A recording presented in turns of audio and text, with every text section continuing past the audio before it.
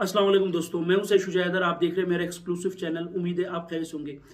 दोस्तों, doctor Israr Ahmad Deobandi school of thought के एक नामवर जो है वो आलिम दीन थे, एक नामवर स्कॉलर थे, जिन्होंने आज से 35 साल पहले कुछ ऐसी प्रेडिक्शंस की थी, कुछ ऐसी बातें की थी जो आज सारी दुनिया के सामने जो है वो साबित हो रही हैं। मिसाल के तौर पे आज आप देख रहे हैं अमेरिका और इसराइल की जो जंग है, जो ईरान के साथ वो कर रहे हैं, और उन्होंने जिस तरह ईरान पर 28 फरवरी को हमला किया और उसके बाद से अब तक 2 महीने से ज्यादा अरसा बीत चुका है और ये जंग मुसलसल जारी है। सीज फायर हुआ दरमियान में, लेकिन उसके बाद दोबारा जो है धमकी का सिलसिला दोनों तरफ से वो शुरू हो गया। लेकिन डॉक्टर इसरार अहमद जो कि एक बहुत बड़े स्कॉलर थे, हालांकि 2 किस्म के तबके जो है हमारे माशरे में पाए जाते हैं। एक वो तबका जो डॉक्टर इसरार अहमद की बातों को बहुत ज्यादा सुनता था, बहुत ज्यादा उनकी प्रेडिक्शंस को मानता था, तो दूसरी तरफ एक ऐसा तबका भी है जो डॉक्टर इसरार अहमद की बातों से इख्तिलाफ रखता था। लेकिन वो बातें जो आज से 35 साल पहले डॉक्टर इसरार अहमद ने, यानी 100 में से 80% वो बातें जो डॉक्टर इसरार अहमद ने उस टाइम पे की, आज जो है वो साबित हो रही हैं। और इस जंग को देख के डॉक्टर इसरार अहमद की इतनी लंबे अरसे पहले जो प्रिडिक्शंस थी वो साबित इसलिए हो रही हैं क्योंकि अगर डॉक्टर इसरार अहमद आज जिंदा होते तो उनसे सवाल हो सकते थे, लेकिन आज डॉक्टर इसरार अहमद दुनिया में नहीं है। लेकिन वो प्रिडिक्शंस, वो बातें जो उन्होंने आज से 35 साल पहले की, वो आपके सामने मैं रखने जा रहा हूं। और मेरी आपसे गुजारिश है कि आप मेरे चैनल को लाइक भी करें, सब्सक्राइब भी करें, ताकि ना सिर्फ ये वीडियो बल्कि हर आने वाली वीडियो आपको बआसानी मिले। तो इससे पहले कि मैं वीडियो बाकायदा तौर पे आपके सामने रखूं, आपसे गुजारिश है कि आप वीडियो देखने के बाद अपनी राय से जरूर मुझे आगाह करें। कमेंट सेक्शन के अंदर बताएं कि डॉक्टर इसरार अहमद की जो प्रेडिक्शंस थी उससे आप किस हद तक मुतमईन हैं, और वो बातें जो डॉक्टर इसरार अहमद उस टाइम पे कह के चले गए थे, क्या अगर उन बातों को उस टाइम पे सुना जाता और तो आज अमेरिका और इसराइल ने जिस तरह ईरान पे हमला किया, क्या इस जंग को रोका जा सकता था या नहीं। पहले आप ये पूरी स्पीच उनकी सुनाएं, उसके बाद मुझे कमेंट सेक्शन में बताएं कि डॉक्टर इसरार अहमद की ये स्पीच और ये प्रेडिक्शंस जो उन्होंने आज से 35 से 40 साल पहले दी, वो किस हद तक दुरुस्त साबित हुई। वीडियो जरा मुलाहिजा करें। लेकिन यह कि इस वक्त जो आलम अरब पर सूरत हाल पैदा हो गई, उसमें हमें क्या करना चाहिए, पाकिस्तान के जो हालात हैं उनमें क्या मशवरे हैं, अब मैं उन चीजों के बारे में आपसे चंद बातें अर्ज करूंगा। पहली बात तो यह है कि मशरिक़ वुस्ता के मसले में उसके पस मंजर को समझ लेना चाहिए। हमारे बहुत से अहबाब जो है वो फौरी तौर पर वक्ती सूरतों को, जैसे कि हालात व वाक़यात होते हैं, सिर्फ उन्हीं के एतबार से राय कायम करते हैं। चीजों का पस मंजर जो है निगाहों के सामने रहना चाहिए। इस सदी का एक मुख्तसर सा नक्शा ज़हन में रखिए। यह 20वीं सदी के आगाज के वक्त, जिसे हम पूरा कहते हैं मिडल ईस्ट, बल्कि सिर्फ मिडल ईस्ट नहीं, पूरा शिमाली अफ्रीका सल्तनत उस्मानिया का हिस्सा था, खिलाफत उस्मानिया। लीबिया, अलजायर, मिस्र, पूरा हिजाज, यमन, पूरा इराक, शाम, और ये शाम ही के हिस्से हैं दर हकीकत, उर्दन और लबनान, ये सब, ये शाम अरब, इराक अरब, ये पूरा इलाका खिलाफत उस्मानिया ये उसका हिस्सा था।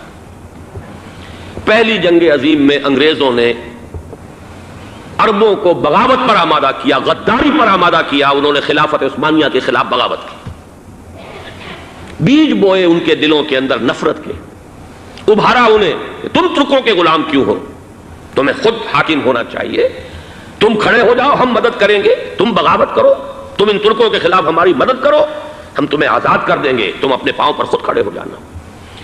यह बहुत ही हमारे लिए दर्दनाक अलमिया है इस पहली जंग अजीम का।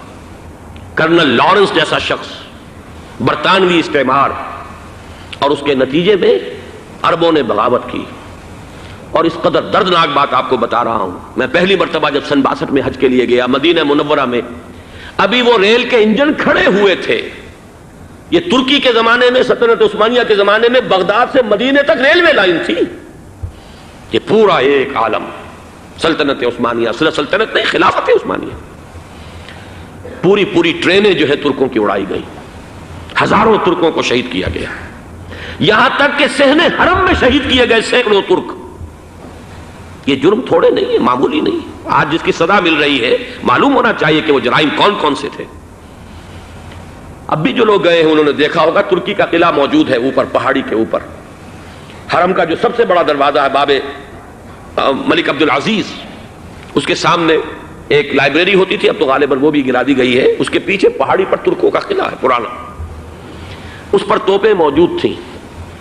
जब बगावत हुई है, जो हरम में आए हुए थे तुर्क फौजी, जाहिर बात है निहत्ते, वो तो नमाज पढ़ने आए हुए थे, उनको वहां ज़िबा किया गया है। اور ترکوں نے اپنی توپیں استعمال نہیں کی کہ کہیں بیت اللہ کو کوئی اذن نہ پہنچ جائے.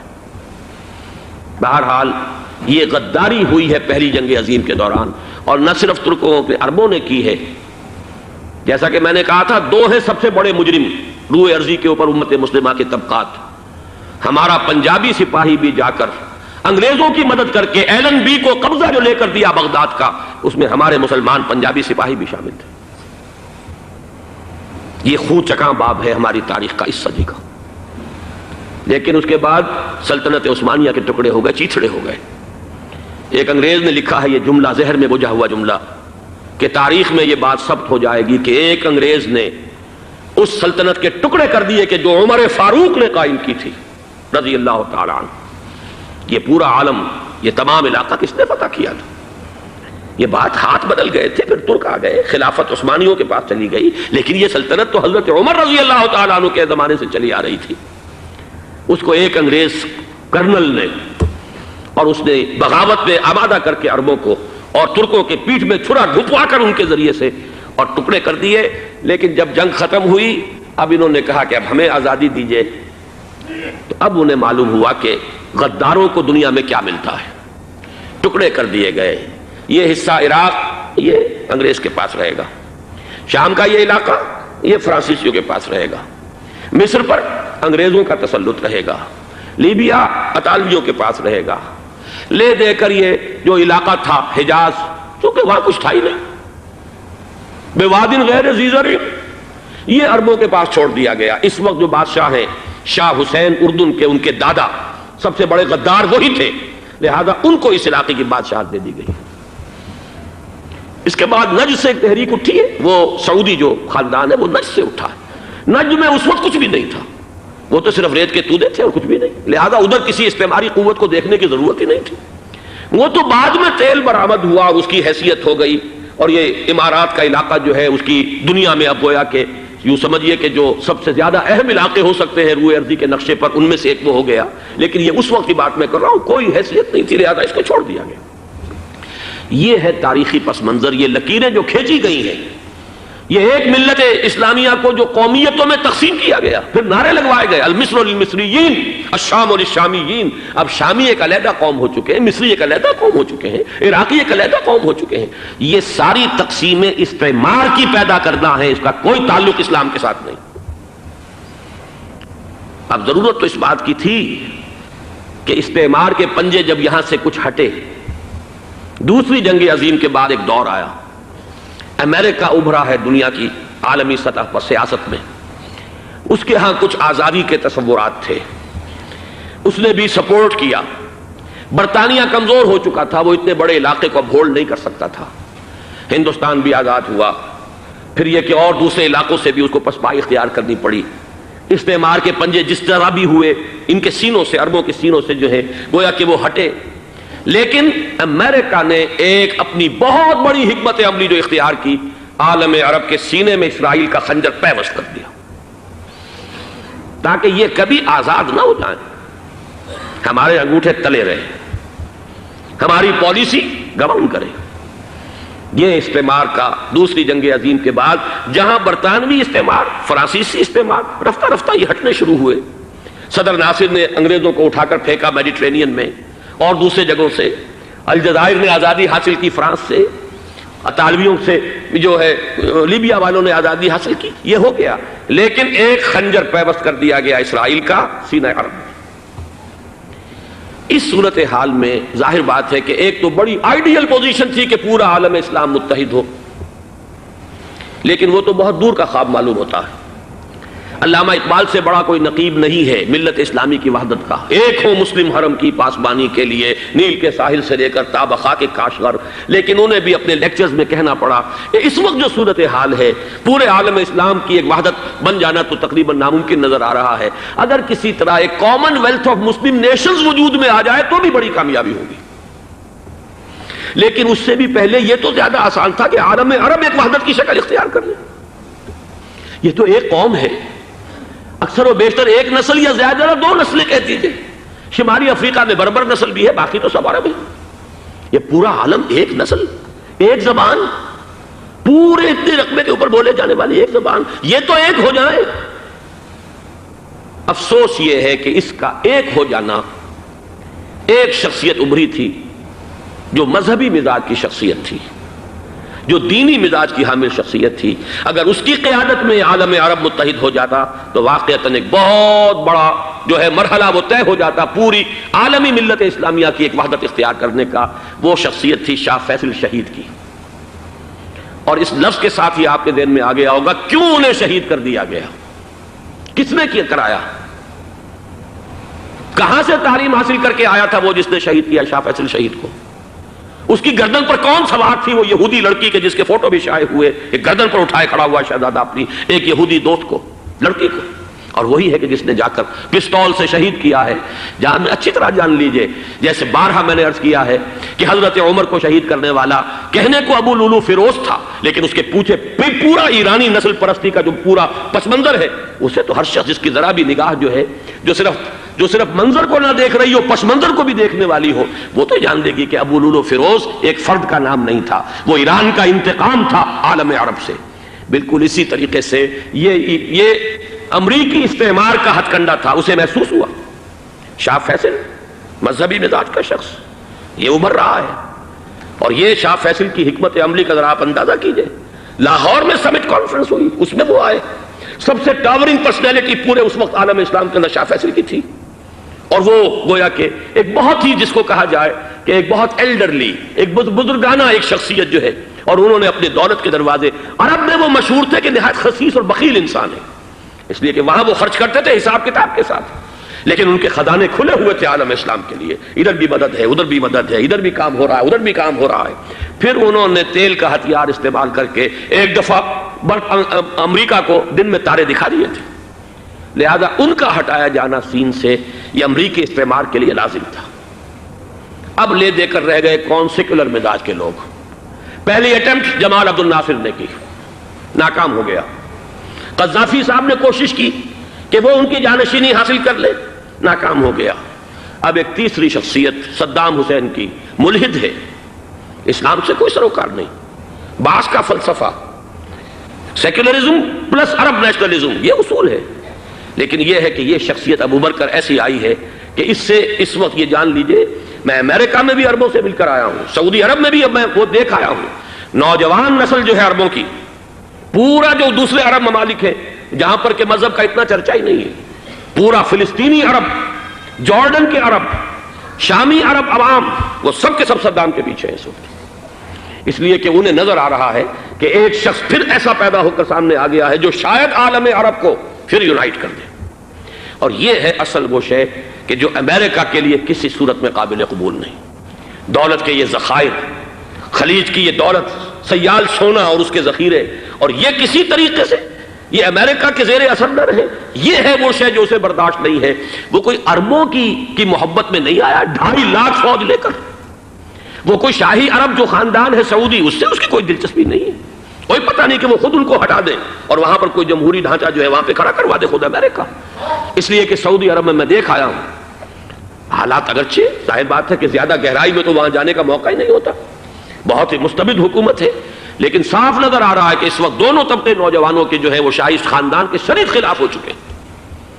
جو وہاں پر جدید مثقف طبقہ ہے، جدید تعلیم یافتہ، جو باہر پڑھ کر آیا ہے امریکہ میں اور کہیں اور وہ کثیر تعداد میں، اب وہ صاف سوال کر رہے ہیں کہ یہ billions and billions of dollars کے جو ہمارا خرچہ آتا تھا، ہمارے ہتھیاروں کے آرڈر جاتے تھے، وہ کہاں گئے؟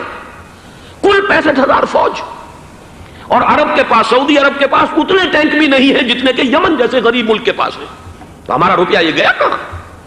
یہ ایک سوال ہے جو ہر شخص کے ذہن کے سامنے ہے۔ اب ہمیں اپنے معاملات کو خود سنبھالنا ہوگا۔ اسی طریقے سے جو مذہبی طبقہ ہے، اور وہاں ہے بڑی تعداد میں مذہبی طبقہ نوجوان جن میں بڑا جذبہ ہے، اور ان کا وہ جوش جہاد انہیں جہاد افغانستان تک لے کر آیا ہے، سینکڑوں عرب نوجوان یہاں جو ہے شہید ہوئے۔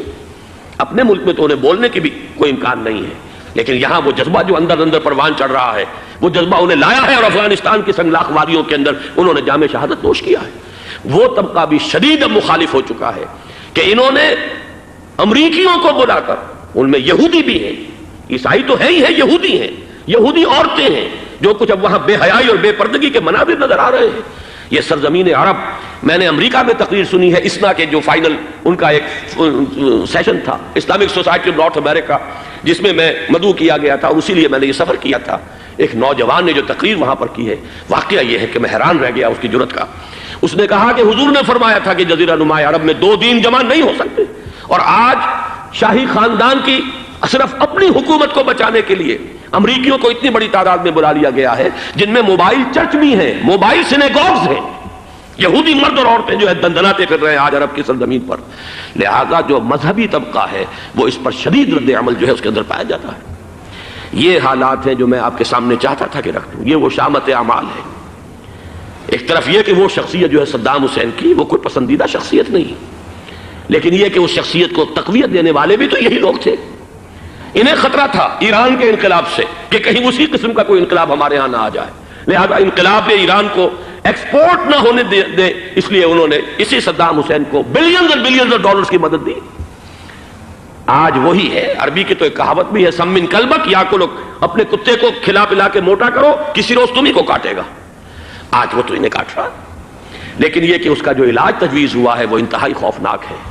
2.5 لاکھ امریکی وہ استعمار کے پنجے جو بمشکل عالم عرب کے سینے سے جو گڑے ہوئے تھے اس استعمار نے، مشکل ہٹے تھے کہ ایک دم اب وہاں پر خبریں آ رہی ہیں، فرانسیسی بھی آ رہے ہیں، برطانوی بھی آ رہے ہیں، کہاں کہاں سے فوجیں آ رہی ہیں، اور وہاں پر 2.5 لاکھ تو صرف امریکن آرمی کا، اس میں تقریباً 1.5 لاکھ تو پہنچ چکی، اور جو بھی ہوگا وہاں پر جیسا کہ میں نے عرض کیا ہے اس قدر خوفناک سین ہے۔ میں نے بہت سے حضرات واقف ہوں گے، کئی مرتبہ میں نے حوالہ دیا ہے مولانا سید حامد میاں رحمہ اللہ کا۔ انہوں نے ایک دفعہ مجھے بتایا تھا کہ احادیث میں جو قرب قیامت کے حالات و واقعات کی پیشن گوئیاں ہیں، ان میں یہ ہے کہ وہ جو آخری جنگ ہونی ہے جو کہ دجال کے خلاف ہوگی مسلمانوں کی، اور جس میں کہ حضرت مسیح علیہ السلام کا نزول ہوگا، جس کے سلسلے میں اس سے پہلے ایک جنگ ہوگی بہت خوفناک، بہت خوفناک۔ اور عجیب الفاظ ان کے یہ تھے کہ اس میں ایک طرف مسلمان اور عیسائی اور یہودی تینوں ہوں گے۔ یہ بات سمجھ میں نہیں آتی تھی کہ مسلمان اور یہودی ایک جگہ کیسے جمع ہو سکتے ہیں۔ آج وہ نقشہ نظر آ گیا ہے۔ آج اسرائیل، امریکہ، سعودی عرب اب یہ ایک ہیں، بلکہ چلتے آئیے، مصر، اسرائیل، سعودی عرب اور جو بھی ان کے حواری ہیں وہ سب ایک صف میں کھڑے ہیں، اور ان کے اوپر سیادت کس کی ہے؟ امریکہ کی۔ وہ نقشہ آ گیا ہے۔ اور اس جنگ کے سلسلے میں مولانا حامد میاں رحمہ اللہ نے مجھے بتایا تھا کہ حدیث میں الفاظ آئے ہیں، اتنے لوگ ہلاک ہوں گے، اتنے لوگ ہلاک ہوں گے، اتنے لوگ ہلاک ہوں گے کہ ایک پرندہ سینکڑوں میل تک اڑتا ہوا چلا جائے گا اور اسے سوائے لاشوں کے اور کچھ نظر نہیں آئے گا۔ یہ نقشہ خاکم بدہن تلا ہوا ہے، کھڑا ہوا ہے۔ جو بھی ہوگا کیمیاوی جنگ، کیمیاوی وارفیئر، کیمیکل وارفیئر، اور پھر ایٹمک وارفیئر، جس کی کھلی دھمکیاں دی جا چکی ہیں۔ کبھی کوریا کے بارے میں اندیشہ تھا کہ یہ درندے خدا کی دھرتی کو، کوریا کی غریب بستی کو ناگاساکی بنا کے چھوڑیں گے، ہیروشیما بنا کے چھوڑیں گے۔ آج وہ صورتحال جو ہے عالم عرب پر، heart of the Arab land, اس پر یہ صورتحال بالکل تلی کھڑی ہے۔ اس میں ہمیں کیا کرنا چاہیے؟ میں نے یہ چاہا کہ پورا پس منظر آپ کے سامنے ہو، صرف وقتی سا کوئی ایک نعرہ، وقتی سی کوئی ایک خبر، اس کے حوالے سے ایک جذبات کا معاملہ، پورا ایک پس منظر سامنے رکھیے۔ اب وہ آپ کو شاید میری باتیں جو ہیں وہ سمجھ میں آ جائیں۔ نمبر 1، ہمیں کسی صورت اس جنگ میں امریکہ کے گھڑے کی مچھلی نہیں بننا چاہیے۔ امریکہ اسلام کے تحفظ کے لیے نہیں آیا، امریکہ حرمین کی حفاظت کے لیے نہیں آیا، امریکہ اپنے مفادات، عالمی مفادات کے تحفظ کے لیے آیا، اور زیادہ سے زیادہ آپ کہہ سکتے ہیں کہ وہ سعودی شاہی خاندان کی حفاظت کے لیے آیا۔ اور بڑا عمدہ مضمون چھپا تھا پچھلے، بلکہ ابھی تک تو وہ تازہ ہی ہے جب تک نیا نہیں آتا، ندا میں، جس کا عنوان تھا اربوں کا چھرا اور اربوں کا گدا۔ سارے پیسے بھی انہیں سے لے رہے ہیں۔ $12 بلین کا ایک چیک لے کر گیا جیمز بیکر۔ اندازہ تو کیجیے دنیا کہاں سے کہاں پہنچ گئی۔ میں حیرت ہوں کہ دنیا کیا سے کیا ہو جائے گی۔ 2 ماہ قبل اس کا تصور نہیں ہو سکتا تھا۔ اتنی بڑی قوت امریکہ کی، تباہ کن قوت، اور جمع ہو جائے گی عرب کے اندر۔ لیکن یہ کہ وہ کاسٹ بھی اربوں ہی کی ہوگی، انہی کا چھرا، انہی کا گلا۔ ہمیں کرنا یہ چاہیے، اللہ تعالی ہماری حکومت کو، ہمارے سیاستدانوں کو، ہمارے ذمہ دار لوگوں کو ہدایت دے، وہ امریکہ کے گھڑے کی مچھلی نہ بنے۔ اس کے تحفظ کے لیے یا شاہی خاندان کی حفاظت کے لیے بہت کچھ انہوں نے عیش کر لیے، کافی عیش کر لیے، باقی یہ کہ اب جو کچھ ہونا ہے وہ ہونا ہے. حرمین شریفین کو تو خود عرب کے لوگ کہتے ہیں کہ کوئی خطرہ نہیں ہے. سارا جھگڑا تو وہ تیل کی دولت کا ہے. وہ تیل کی دولت جو ہے وہ شمال مشرقی کونے کے اندر ہے. بلکہ یہ کہ جو رد عمل پیدا ہوا عالم اسلام میں اور سعودی عرب میں خود اس کے مذہبی نوجوانوں میں امریکی فوجوں کی آمد کے خلاف اس کا جواب دیا گیا رابطہ عالم اسلامی کی طرف سے کہ یہ جو بھی جنگ کا محاذ ہے جو فوجیں ہیں یہ حرمین سے تو 1500 کلومیٹر دور ہیں. تو حرمین کو تو کوئی خطرہ نہیں ہے. خطرہ ہے امریکہ کے عالمی مفادات کو. آج آپ کو معلوم ہے دنیا دو طبقوں میں بٹی ہوئی ہے, دی رچ اینڈ دی پور. یہ جو اقوام ہیں جو 6-7 قومیں شمار ہوتی ہیں دنیا کی دولت مند قومیں, ان کے لیے خطرہ ہے کہ یہ اگر ہم ان کا جو سب سے بڑا ذریعہ ہے اس کا صنعت کا یہ تیل اگر اس کو کچھ ہو گیا تو ان کی سب کی اکانومی جو ہے وہ ایک دم دھڑام سے زمین پر آ جائے گی. وہ بھی برابر ہو کر رہ جائیں گے دنیا کے دوسرے ملکوں کے. یہ اس کی حفاظت کے لیے آئے ہیں. ہمارے نوجوان کو آج میں سوچتا ہوں کاش کہ ہمیں معلوم ہو, ہمیں وہ تاریخ دہرانی نہیں چاہیے کہ ہم نے پہلی جنگ عظیم میں انگریزوں کے استعمار کے پنجے گڑوانے کے لیے اپنی جانیں دیں. پنجاب کا نوجوان, پنجاب کا مسلمان سپاہی بھی جا کر ایلن بی کو قبضہ دلوانے کے اندر اور بغداد پر قبضہ کرانے میں اس کے تعاون کیا, اس کی مدد کی. کیا آج بھی وہی تاریخ اپنے آپ کو دہرائے گی؟ آج ہمارا فوجی جائے گا وہاں پر امریکہ کے تحفظ کے لیے, اس کے مفادات کے تحفظ کے لیے. پہلی بات یہ کہ یہ ہرگز نہیں ہونا چاہیے. ہونا کیا چاہیے؟ پہلی کوشش یہ ہو کہ یہ بین الاسلامی معاملہ بنے, مسلمان امت آئے, امریکی فوجیں جائیں, فرانسیسی جائیں, برطانوی جائیں. ہاں اس صورت میں کہتا ہوں پاکستان کا ایک ایک بچہ وہاں جائے اور اپنی جان قربان کر دے, اس لیے کہ یہ قرآن کا حکم ہے. وَإِن طَائِفَتَانِ مِنَ الْمُؤْمِنِينَ اقْتَتَلُوا فَأَصْلِحُوا بَيْنَهُمَا فَإِن بَغَتْ إِحْدَاهُمَا عَلَى الْأُخْرَى فَقَاتِلُوا الَّتِي تَبْغِي حَتَّى تَفِيءَ إِلَى أَمْرِ اللَّهِ فَإِن فَاءَتْ فَأَصْلِحُوا بَيْنَهُمَا بِالْعَدْلِ وَأَقْسِطُوا إِنَّ اللَّهَ يُحِبُّ الْمُقْسِطِينَ. امت مسلمہ کو حکم دیا گیا ہے اگر مسلمانوں کے دو گروہ لڑ پڑے تو تم صلح کراؤ, اور اگر ایک فریق زیادتی پر تلا رہے, اڑا رہے, تو اب سب مل کر اس سے جنگ کرو یہاں تک کہ اسے اللہ کے حکم کے آگے جھکا دو. پھر اگر وہ اللہ کا حکم مان لے, صلح پر آ جائے, تو پھر عدل و قسط کے ساتھ ان کے درمیان صلح کرا دو. یہ ہمیں حکم ہے, مسلمانوں کو حکم ہے. لیکن یہ کہ یہ امریکی آ رہے ہیں اور امریکی استعمار اور امریکی مفادات, اور اس کے لیے جو ہے پاکستان کا مسلمان سپاہی بھی جائے, میرے نزدیک کی کسی صورت میں صحیح نہیں. مطالبہ بھی ہو رہا ہے. آج ہی غالباً ایک انٹرویو آیا ہے, شاہ حسین کے بھائی جو ہیں حسن بن طلال, انہوں نے بھی یہی کہا ہے کہ اس کو مسلمانوں کو آپس میں اس معاملے کو طے کرنا چاہیے, اس قضیے کو, امریکی فوجوں کو یہاں سے فوراً واپس جانا چاہیے. اور یہی بات میں یقیناً تائید کروں گا, تحسین کروں گا. یہی موقف ایران کا ہے. ایران عراق کے خلاف جو UN کے سینکشنز ہیں کہتا ہے ہم اس کی پابندی کریں گے, لیکن امریکہ کو یہاں سے نکلنا چاہیے. یہ مسلمانوں کا اپنا معاملہ ہے, وہ آپس میں طے کریں. پاکستان کو بھی یہی موقف اختیار کرنا چاہیے پوری قوت کے ساتھ.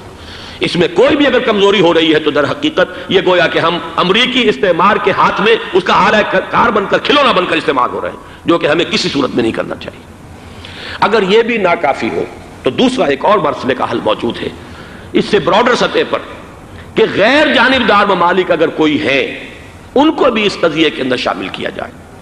ایک تحریک تھی کسی زمانے میں, کافی بڑی تھی, لیکن یہ کہ وہ بھی اگر اس کے اندر شامل ہو جائیں. لیکن امریکہ, رشیا, یہ تو ظاہر بات ہے سپر پاورز ہیں, ان کے مفادات ہیں, عالمی اور گلوبل مفادات ہیں. لہذا اول تو یہ ہونا چاہیے کہ بین الاسلامی معاملہ بنا کر, اس صورت میں جیسا کہ میں نے عرض کیا ہماری پوری فوج بھی جائے اللہ پر توکل کر کے. پاکستان کا محافظ اللہ ہوگا, اگر اللہ کے ایک حکم کے اوپر عمل کرتے ہوئے مسلمان یہاں سے جائیں اور جا کر وہاں پر جو ہے اپنی جانیں دینے کو تیار ہو جائیں. لیکن اگر یہ اس میں بھی کافی نہ ہو تو جو بھی غیر جانبدار ممالک ہیں ان کو بھی اس معاملے کے اندر شریک کیا جا سکتا ہے. بدرجہ آخر اگر پاکستانی فوج جائے وہ صرف حرمین شریفین کے گرد و نواح میں ان کو ڈپلوائے کیا جانا چاہیے. اگر خدا نہ خواستہ وہاں پر کوئی آنچ آنے کی شکل پیدا ہو جائے تو اس کی, اے ارض پاک تیری حرمت پہ کٹ مرے ہم, اس کے لیے مسلمانوں کو تیار رہنا چاہیے. اس لیے کہ بہرحال جہاں تک ارض پاک کی حرمت کا تعلق ہے وہ ہمارے ایمان کا جز ہے. باقی برطانوی مفادات, امریکی مفادات, صنعتی ممالک کے مفادات یا کسی شاہی خاندان کے مفادات, یہ شاہی خاندان یہ تو گرتی ہوئی دیواریں ہیں, جانا ہے آج نہیں تو کل. لیکن یہ کہ اصل معاملہ ہے امت کا, اصل معاملہ ہے امت مسلمہ کا, اصل معاملہ ہے حرمین شریفین کا. لہذا ان دونوں چیزوں کو لازماً گڈمڈ نہ کریں. آپ حضرات کے علم میں ہے کہ اس سے پہلے ایران کی طرف سے بار بار مطالبہ ہوا کہ حرمین کو بین الاسلامی کنٹرول میں دے دیا جائے اور سعودی عرب کا اس کے اوپر سے جو انتظامی عمل دخل ختم کر دیا جائے، میں نے کبھی تائید نہیں کی. اس لیے نہیں کی کہ میرا مشاہدہ ہے، میں گیا ہوں بارہا، سعودی عرب کی حکومت نے چاہے خود بھی بڑے بڑے محل بنائے ہیں لیکن حرمین کی خدمت کے اندر بھی کوئی کمی نہیں کی. اس پر انہوں نے اربوں ڈالر اس پر بھی خرچ کیا ہے. اس کے اوپر انہوں نے اس حج کے انتظامات پر پوری حکومت جو ہے وہ اپنے آپ کو لگائے رکھتی ہے. لہذا اس اعتبار سے کوئی کمی کی بات نہیں وہاں پر آئی کہ جس کے لیے ضرورت ہو کہ ان کا عمل دخل وہاں سے ختم کیا جائے. لیکن یہ صورتحال اب جو پیدا ہو گئی ہے یہ بالکل مختلف ہے، اسے اس کے کانٹیکسٹ کے اندر دیکھا جانا چاہیے اور اسی کے حوالے سے میں نے چند رائے آپ کے سامنے رکھی. اب آئیے پاکستان کی طرف جو ہمارا اصل مسئلہ ہے، اس کے تو ہم سب سے بڑے ذمہ دار ہیں. اس کی بھلائی ہے تو، برائی ہے تو، اس میں خیر آتا ہے تو وہ بھی ہماری کوشش اس کے لیے ضروری ہے، اور کوئی شر پیدا ہوتا ہے تو اس کی ذمہ داری بھی ہم پر آئے گی. اس کے ضمن میں چند باتیں عرض کر رہا ہوں. شدید ترین خطرہ ہے، جیسا کہ میں عرض کر چکا ہوں، کہ بھارت حملہ کرے گا. مجھے تو تقریباً یہ رائٹنگ آن دی وال کے مانند ایک فیصلہ نظر آ رہا ہے، بلکہ آج میں کسی سے کہہ رہا تھا کہ اگر اب نہیں تو پھر کبھی بھارت حملہ نہیں کر سکتا. اس کے لیے سچویشن بالکل رائٹ ہے. 2 مرتبہ ایکسرسائز کر چکا ہے وہ، خاص ٹارگٹ بنا کر حیدرآباد کو، اور اس کے پیش نظر ہے سندھ میں جو بھی خلفشار ہے اسے اس کے علم میں ہے، جو بھی تصادم ہے. اب بھی اگرچہ اس وقت کی جو ہماری اندرونی سیاست ہے یہ اس کا کرشمہ سامنے آیا ہے کہ جی ایم سید صاحب کو ایگزونریٹ کیا جا رہا ہے، ان کو اب محب وطن کا خطاب دوبارہ دیا جا رہا ہے. وہ شخص کہ جس نے اسلام کے خلاف انتہائی زہریلی باتیں کی ہیں، وہ شخص جس کی کتاب اب پاکستان ٹوٹ جانا چاہیے، وہ لاکھوں کی تعداد میں ہندوستان سے چھپ کر آئی ہے، یہاں تقسیم ہوئی ہے، آج اسے سند دی جا رہی ہے.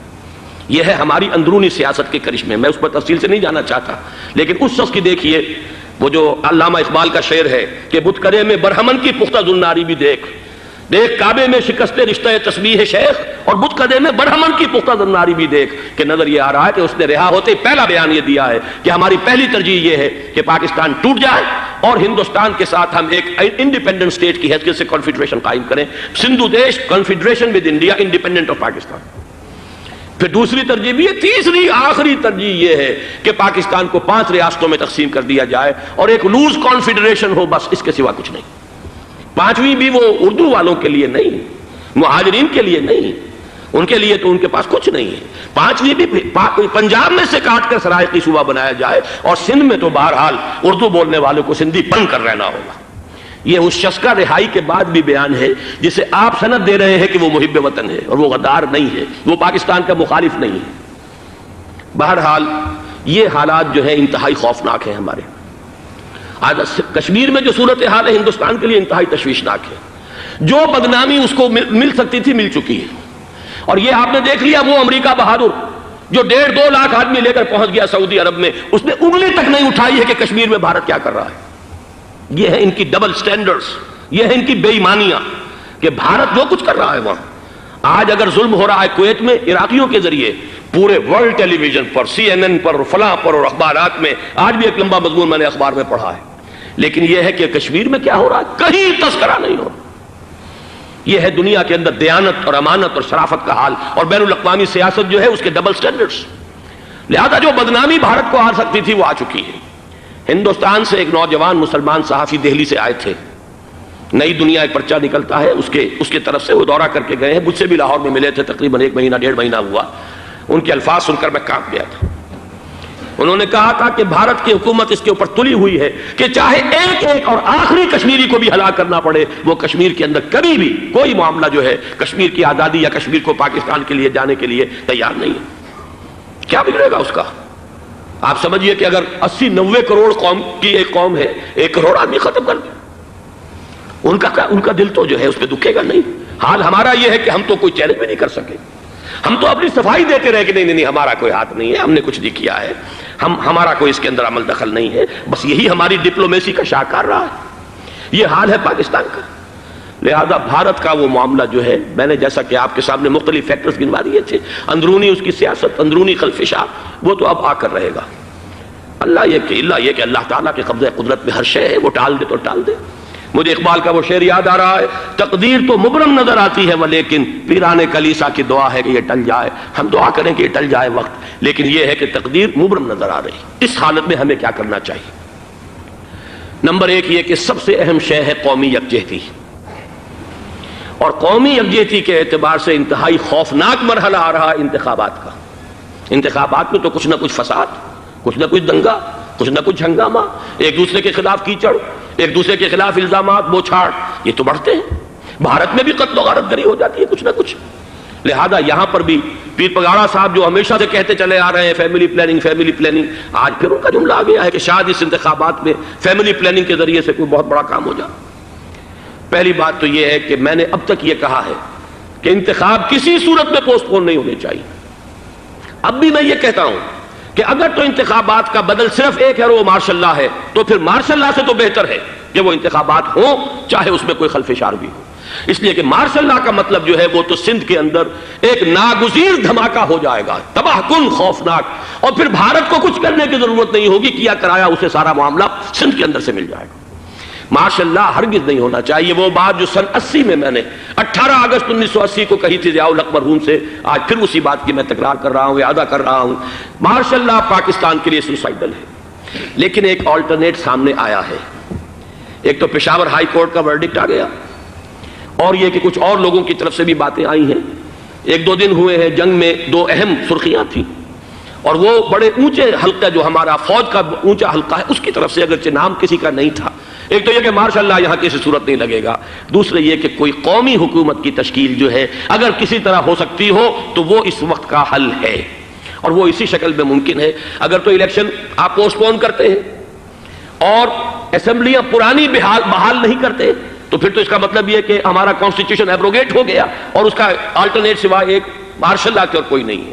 لیکن اگر صدر اسحاق صاحب ہمت کر لیں ملک کے حالات کو دیکھ کر، جو اس وقت صورتحال ہے، جو خطرات ہیں بارڈر پر، ان کو دیکھتے ہوئے یا تو یہ کہ عدالتوں کے ذریعے سے اسمبلیاں بحال ہو جائیں، اس میں حکومت زیادہ رکاوٹ نہ ڈالے، یا یہ کہ خود صدر اسحاق صاحب واپس لے سکتے ہو قدم تو واپس لے لیں، لیکن یہ کہ تمام پارٹیز سے یہ پہلے عہد لے لیا جائے کہ وہ ایک قومی حکومت کی تشکیل کریں گے۔ یہ وہ بات ہے، آپ کو یاد ہوگا مرزا اسلم بیگ صاحب، انہوں نے بالکل شروع میں سن 88 کے الیکشن کے بعد کہا تھا کہ نیشنل گورنمنٹ فارم کی جانی چاہیے۔ اس وقت تو کسی نے دھیان نہیں دیا، پیپلز پارٹی بڑے نشے میں تھی، اس کو خاص طور پر سندھ میں جس طرح کا واک اوور ملا تھا، اس کا ایک نشہ تھا اس کے دماغ پر، اس لیے وہ سوچنے پر تیار نہیں ہوئی۔ لیکن یہ کہ وہ جو ایک فارسی میں کہا جاتا ہے کہ ہر چے دانا کنت کنت نادا لیک بعد از خرابی بسیار، اب اس خرابی بسیار کے بعد بھی اگر عقل آ جائے اور ایک نیشنل گورنمنٹ بنائی جا سکے اور اس کے حوالے سے الیکشن کو پوسٹ پون کیا جا سکے، تو میرے نزدیک یہ رائے پوری قوت کے ساتھ دی جانی چاہیے، پیش کی جانی چاہیے، اس لیے کہ الیکشن اس وقت جس خلفشار کا سبب بن جائے گا، ذریعہ بن جائے گا، اس کو تو گویا کہ اور بھارت کے جو گھناونے عزائم ہیں ان کو اور تقویت دینے کا سبب اور ذریعہ بن جائے گا۔ دوسری بات یہ، اس قوم کے اندر جذبہ جہاد، وہ ڈیفینسو جہاد، دفاعی جہاد، جس کے بارے میں کوئی دو رائے نہیں ہو سکتی کہ اس کے لیے جو جان بھی دی جائے گی وہ شہادت کی موت ہوگی۔ اس لیے کہ حضور کی حدیث ہے، من قتل دون مالہ فہو شہید، جو شخص اپنے مال کی حفاظت کرتے ہوئے مارا گیا مسلمان وہ شہید ہے۔ تو ظاہر بات ہے کہ اپنی آزادی کا تحفظ جو ہے وہ مال کے تحفظ سے زیادہ اہمیت رکھنے والی شے ہے۔ ایک جذبہ جہاد پیدا کیا جائے اور ایک پیپلز آرمی یہاں پر کھڑی کی جائے، عوامی فوج صرف نہیں کر سکے گی تحفظ جب تک کہ پوری قوم جو ہے وہ فوج کی شکل اختیار نہ کر لے، لیکن ظاہر بات ہے کہ اس کا بھی امکان اسی صورت میں ہوگا جبکہ کوئی ایسی حکومت وجود میں آ گئی ہو کہ جس میں وہ اپوزیشن اور گورنمنٹ کا جھگڑا جو ہے وہ اوپر نہ چل رہا ہو، وہ آپس کی محض آرائی نہ ہو، تبھی کوئی پیپلز آرمی جو ہے اس کا تصور جو ہے سامنے آ سکتا ہے۔ اللہ تعالیٰ توفیق دے کہ ہم اس کو بھی کر سکیں۔ آخری بات، آج میں سوچ رہا تھا کہ حضور کو اللہ تعالیٰ نے 2 تلواریں دے کر بھیجا تھا۔ ایک تلوار قرآن، جاہدہم بہی جہادا کبیرا، اے محمد یہ ہے آپ کی تلوار، اس کے ذریعے جہاد کیجئے، قلع قمع کیجئے جاہلیت قدیمہ کا بھی، قلع قمع کیجئے جاہلیت جدیدہ کا بھی، اور یہ بے یقینی کو رفع کیجئے، ایمان پیدا کیجئے۔ یہ ہے کہ جو آج ہمارے پاس وہ جہاد بالقرآن کے حوالے سے ہے۔ اور دوسرا ہتھیار تھا دین حق، هو الذی ارسل رسولہ بالہدی ودین الحق لیظہرہ علی الدین کلہ، وہ نظام عدل اجتماعی، وہ جو واقعہ یہ ہے کہ اگر اس کا نمونہ دنیا کو دکھا دیا جائے تو پوری دنیا اسے قبول کرے گی، اس لیے کہ دنیا تو پیاسی ہے، دنیا مختلف نظاموں کو ٹرائی کر کے تھک چکی ہے۔ اس نے جمہوریت کا تجربہ بھی کر لیا ہے جس نے سرمایہ داروں کی آمریت کی شکل اختیار کر لی، دنیا نے کمیونزم کا تجربہ بھی کر لیا ہے، وہاں سے بھی پسپائی اختیار کر رہی ہے نوع انسانی، لیکن یہ کہ وہ نظام عدل اجتماعی تو ہمارے پاس تھا، پچھلے سال آپ کو یاد ہوگا یہاں پر دسمبر کے مہینے میں اس کے اوپر سیمینار ہوئے تھے، سیاسی نظام، معاشی نظام، معاشرتی نظام، اخلاقی نظام، وہ پورا نظام زندگی جو ہے وہ ہمارے پاس ہے جس کے لیے یہ ملک لیا گیا تھا، اسلامی انقلاب برپا کر کے، اور یہاں پر اس دین کو قائم کیا جائے۔ میں چند باتیں بھارت کے حوالے سے کہنا چاہتا ہوں۔ بھارت کے سلسلے میں ہم سے بہت بڑی بڑی کوتاہیاں ہوئی ہیں ہندو قوم کے حوالے سے۔ پہلی کوتاہی یہ ہوئی کہ ہم نے 800 یا 1000 برس تک حکومت کی، اگرچہ صوفیاء نے کچھ تبلیغ کی یہاں پر، لیکن علمی سطح پر، انٹلیکچوئل لیول پر کوئی تبلیغ کا کام نہیں کیا۔ ہندوؤں کی جو اعلیٰ ذات کے لوگ ہیں، اور ہندو ذہن ہے فلسفیانہ ذہن، اس فلسفیانہ ذہن کو ہم نے کبھی سمجھنے کی کوشش نہیں کی، اس تک ہم نے دین کی دعوت کو نہیں پہنچایا۔ ہم نے جہاد بھی سیف کر کے انہیں زیر تو کر لیا، ان پر حکومت تو کی، لیکن یہ ہے کہ جہاد بالقرآن کے ذریعے سے ان کے نظریات، ان کے افکار، ان کے عقائد، ان کے نظریات باطلہ کا علاج نہیں کیا۔ یہ ایک بہت بڑا جرم تھا کہ ہم نے یہاں پر 1000 برس تک حکومت کی، لیکن یہ فرض منصبی ادا نہیں کیا۔ اس ضمن میں آپ سے عرض کروں کہ پچھلے سال جب میں گیا تھا انڈیا، مولانا علی میاں سے مدظ اللہ العالی میری ملاقات ہوئی، میں نے انہیں ایک مشورہ دیا، وہ چونک گئے، انہوں نے مشورہ پسند بھی کیا، یہ مجھے نہیں معلوم کہ اس پر عمل کیا یا نہیں۔ میں نے ان سے عرض کیا کہ آپ ندوۃ العلماء میں سنسکرت کی تعلیم لازم کر دیں، تاکہ یہاں کا عالم دین جو نکلے وہ ہندو جو مذہب کی کتابیں ہیں ٹاپ کی، امہات کتب، ان کو بھی سمجھ سکتا ہو۔ جب تک آپ ہندو ذہن کو نہیں سمجھیں گے، اسلام اس کے سامنے پیش نہیں کر سکتے۔ لہذا ایک کام تو ہمیں یہ کرنا ہے، اور میں نے شاید آپ میں سے جو حضرات بھی میثاق پڑھتے ہیں ان کے تو علم میں یہ بات ہوگی کہ میں نے شاہ ولی اللہ دہلوی رحمۃ اللہ علیہ کا ایک قول جو ہے نقل کیا ہے، ہندوستان ہی کے ایک رسالے میں وہ ان کا قول جو ہے اس کو کوٹ کیا گیا تھا، وہاں سے میں نے نقل کیا کہ انہوں نے فرمایا کہ ایک وقت آئے گا کہ ہندو قوم کے اعلیٰ ذات کی اکثریت اسلام قبول کر لے گی۔ اللہ کرے کہ وہ کام ہو، وہ بھی ہوگا تو جہاد بالقرآن کے ذریعے سے ہوگا۔ دوسری دو کوتاہیاں کیا ہوئی؟ دیکھیے میں اس کی مثال دے رہا ہوں۔ ہم نے اب تک اسلام کے لیے جو نعرہ بازی کی ہے اس کا نتیجہ یہ نکلا، ہندو کو ہم نے بیدار کر دیا، چوکنا کر دیا، منظم کر دیا، اپنے خلاف کھڑا کر دیا، اور ہم نے کچھ کیا نہیں۔ اس کی ایک سادہ مثال دے رہا ہوں۔ چپ راس چپ، چپ راس چپ، خاکسار تحریک، دہل گیا تھا پورا ہندوستان، واقعہ یہ کہ دہل گیا تھا۔ وہ تحریک تو اس کے بعد ختم ہوئی، اب آثار قدیمہ میں کہیں رکھی ہوئی ہے، لیکن ہندو نے اس وقت سے RSS شروع کی، ہندو کو جگہ دیا۔ RSS جوابی تحریک تھی خاکسار تحریک کے مقابلے میں، اور وہ 60 برس ہو گئے مسلسل کام کر رہے ہیں، وہ تحریک موجود ہے، اور اب وہ بہت بڑی فارمیڈیبل فورس بن چکی ہے ہندوستان کے اندر۔ اسی طرح دوسری بات عرض کر رہا ہوں، ہمارے ہاں اسلام کا نعرہ، اسلامی نظام، اسلامائزیشن، حکومت، قانون، یہ پہلے تو لگا کرتا تھا اپوزیشن کے پلیٹ فارم سے۔ 11 برس جو تھے ہمارے مرحوم ضیاء الحق صاحب کے، وہ ایوان حکومت سے یہ نعرہ لگا۔ نتیجہ یہ نکلا ہندوستان میں رام راشٹر کی تحریک کھڑی ہو گئی جوابی رد عمل کے طور پر۔ ہم نے تو کچھ کیا بھی نہیں، سوائے کچھ کاسمیٹک تبدیلیاں، کچھ اوپر کی تبدیلیاں، کچھ رنگ و روغن، کچھ عید میلاد النبی زیادہ شوق سے اور زیادہ شان سے بنانی شروع کر دی، کچھ اور ہم نے اس طرح کے جو ہے وہ تقریبات کا آغاز کر لیا۔ باقی وہ اسلام کا نظام، وہ نظام تو ہم نے قائم نہیں کیا۔ میں نے جو حضرات واقف ہیں مجھ سے، انہیں یاد ہوگا یہ کہ میں سن 80 میں پہلی مرتبہ بھارت گیا تھا، پاکستان بننے کے بعد۔ سن 47 نومبر میں نے کراس کیا تھا، from East Punjab to West Punjab, Pakistan آیا، خون اور خاک آگ کے دریا عبور کر کے۔ 33 برس کے بعد میں گیا تھا واپس ہندوستان، پہلی مرتبہ سن 80 میں۔ واپس آ کے جو میں نے تقریر کی تھی اس کے چند چیزیں یاد ہوں گی بہت سے حضرات کو۔ میں نے کہا تھا میں نے 2 چیزیں بڑی اچھی دیکھی ہندوستان میں، جس سے ہندوستان میں مسلمانوں اور اسلام کے مستقبل کے بارے میں جو بہت زیادہ اندیشے اور خطرے تھے وہ دور ہو گئے۔ ایک یہ کہ ہندوستان میں بھی کوئی ایک نیشنلزم پیدا نہیں ہو سکا، بلکہ ریجنلزم ہے، علاقائیت ہے، لوگوں کے ذہن کے اندر علاقائیت ہے۔ اگر ایک مرکزی نیشنلزم پیدا ہو جائے تو بھارت بہت بڑی طاقت بن جائے گا، پورے علاقے کے لیے بہت بڑا خطرہ بن جائے گا۔ دوسری بات میں نے یہ عرض کی تھی کہ اللہ کا شکر ہے کہ ہندو مذہب کا کوئی ریوائول وہاں نہیں ہوا۔ بائی اینڈ لارج انڈین ہندو جو ہے وہ سیکولر ذہن کا ہے، مذہب کا احیاء وہاں نہیں ہوا۔ یہ سن 19 کی بات میں کہہ رہا ہوں، اس لیے کہ مذہب کا اگر احیاء وہاں ہو جائے تو مسلمان کے لیے بڑے خطرے کی بات ہو جائے گی۔ لیکن آج میں آپ سے عرض کر رہا ہوں 1990 میں 10 برس کے بعد، یہ جو 11 برس تک ہمارے ہاں اسلام کی رٹ لگی ہے، نتیجتاً اب وہاں ملیٹنٹ ہندو ریوائولزم ایک بہت بڑی قوت بن کر آ چکا ہے۔ ہم نے کچھ کیا بھی نہیں، نعرے لگائے، اور وہاں BJP اب اگلے الیکشن کے اندر وہ یقین رکھتی ہے کہ اس کی حکومت ہوگی. اس وقت بھی وی پی سنگھ کی حکومت جو ہے اسی کے بل پر کھڑی ہے. میری ملاقات ریاض میں ایک ہوئی ہے مراد آباد کے نوجوان سے, اور گفتگو کے آخر میں وہ رو پڑا کہ ہم ہندوستانی مسلمان کیا کریں, ہم تو ایک ایسی صورتحال سے دوچار ہو گئے ہیں کہ کوئی صورت ہمیں نظر نہیں آ رہی بچاؤ کی.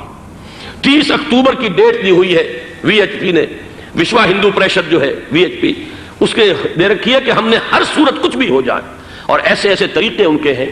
وہ پہلے اینٹیں انہوں نے روانہ کرنی شروع کی تھی, اس کے بعد اب یہ ہے کہ ایک ایک گاؤں سے ایک ایک آدمی آئے گا, 30 لاکھ گاؤں سے ایک ایک آدمی چل کر آئے گا, اور وہ جب پہنچیں گے تو کوئی ان کے اوپر چونکہ ایک ایک آدمی چل کر آ رہا ہوگا, کوئی دفعہ 144 حکومت کی نہیں لگ سکے گی, اور ہم جب اتنے لوگ جمع ہو جائیں گے لا محالہ ہم نے وہ مندر جو ہے تعمیر کرنا ہے اور وہ مسجد گرا دینی ہے. اور ادھر مسلمان جو ہے آخری طور پر طے کیے ہوئے ہیں کہ چاہے ہم سب کٹ مریں لیکن ہم یہ مسجد گرنے نہیں دیں گے. خدا نخواستہ یہ صورتحال اگر بالفعل ہو جاتی ہے کنفنٹریشن, اس وقت تو پھر بھی جو حکومت یو پی کی ہے وہ کچھ نہ کچھ مسلمانوں کا ساتھ دے رہی ہے, لیکن یہ کہ بے بس ہوتے کوئی دیر نہیں لگے گی. اگر لاکھوں لوگ جمع ہو جائیں اس شہر کے اندر, ایودھیا کے اندر, تو ظاہر بات ہے ہر حکومت گھٹنے ٹیکنے پر مجبور ہو جاتی ہے. 50,000 اہل تشیع نے ضیاء الحق صاحب کے گھٹنے ٹکوا دیے تھے, داغ رگڑوا دی تھی, اور وہ جو آرڈیننس تھا زکوٰۃ آرڈیننس اس میں ترمیم کروا دی تھی. کیا ہوگا؟ نہایت خوفناک صورتحال ہے. لیکن اگر ہم یہاں اسلام صرف نام نہ ہو عملاً قائم کر کے دکھا دیں, مجھے یقین ہے کہ خود ہندو اسے قبول کرے گا. یہ تو نعمت ہے, یہ راحت ہے, یہ نظام عدل ہے, یہ تو بہترین حل ہے ہمارے تمام مسائل کا. لیکن یہ کہ اگر ہم نے وہ کام نہ کیا, وہ اسلامی انقلاب کی طرف پیش قدمی نہ کی, وہ جاہدہم بہ جہادا کبیرہ کے ذریعے سے ایمان, اور ایمان کے ساتھ اس کا لازمی نتیجہ وہ ایک جد و جہد, انقلابی جد و جہد, اور اس کے نتیجے میں پاکستان میں اسلامی انقلاب لا کر اسلام کے نظام عدل اجتماعی کو قائم کرنا, یہ ہے دوسرا کرنے کا اصل کام, اور یہ ہے در حقیقت کہ جو ہمارے تمام مسائل کا حل ہے.